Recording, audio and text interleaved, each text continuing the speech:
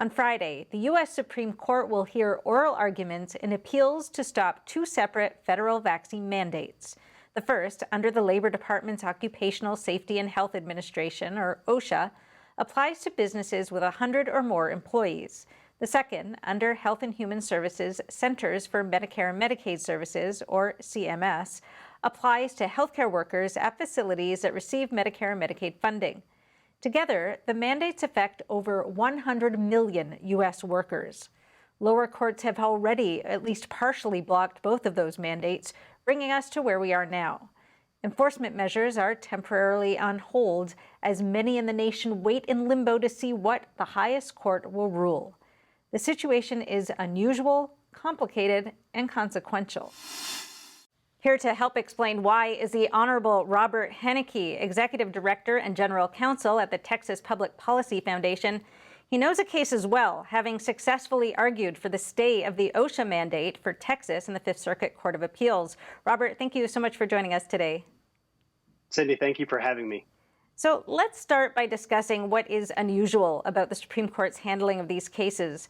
Friday, the full court will hear an hour of oral arguments for each case, which might not sound like a lot, but as I understand it, in emergency applications like these, usually the court doesn't hear any oral arguments. So why is it the court decided to break with precedent, and what does that mean? Well, what's unusual about the posture before the court this Friday is that these are motions, emergency motions that were filed with the court, asking the court to step in and stop the federal vaccine mandates from being enforced and going into effect.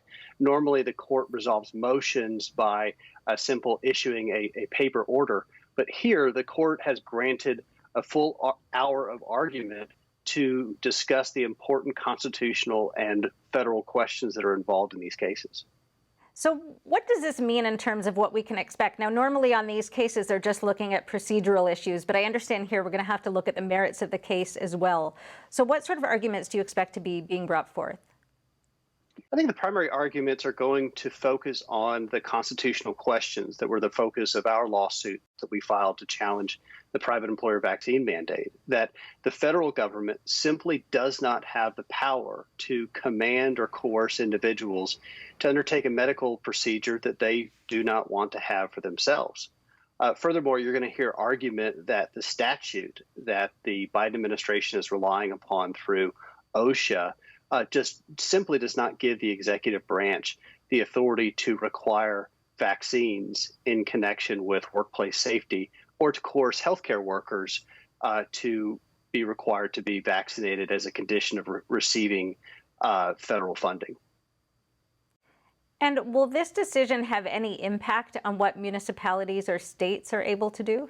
Where I think the Supreme Court will strike down the federal vaccine mandates, the outcome of these cases will not resolve the power that states may have to implement similar regulations on a state-by-state basis.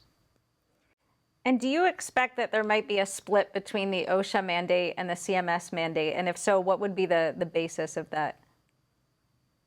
I think you're talking about different constitutional powers as the basis for each mandate. For the private employer mandate, the federal government argues that the Commerce Clause, the federal power to regulate interstate commerce, gives it the authority to require vaccines for people who are in the workplace. With the healthcare mandate, these are tied to the spending programs of Medicaid and Medicare. And I think the federal government is likely going to argue that it's constitutional for the federal government to attach conditions to federal programs, the red tape that are commonplace with these programs. Now, I think the court's going to find that in each of these mandates, the federal government had gone too far and is unconstitutionally acting in a way that it is not allowed.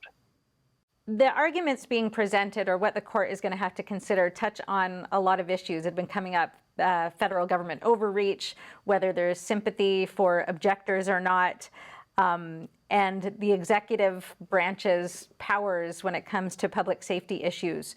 Where do you think the justices lie on some of these questions?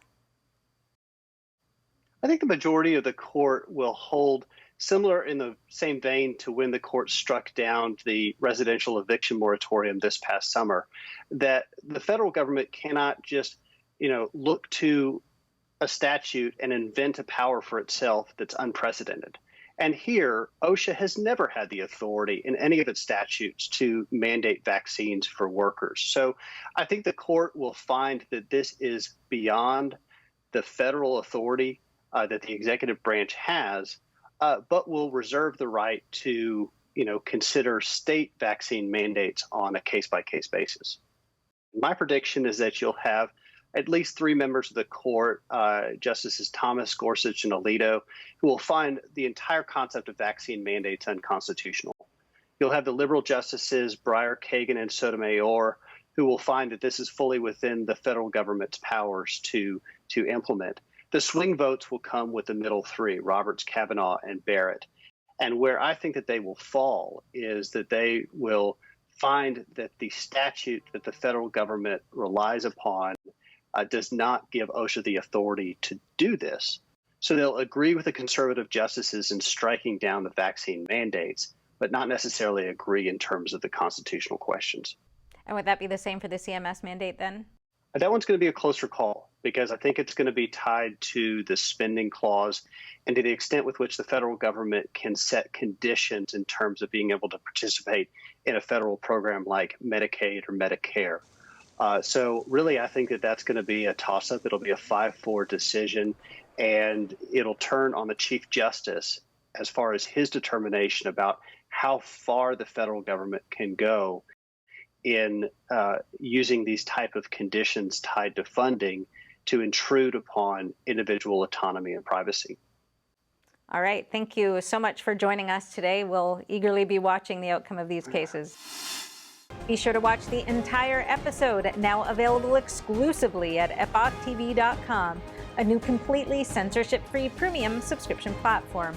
Brought to you by the Epoch Times. See you there.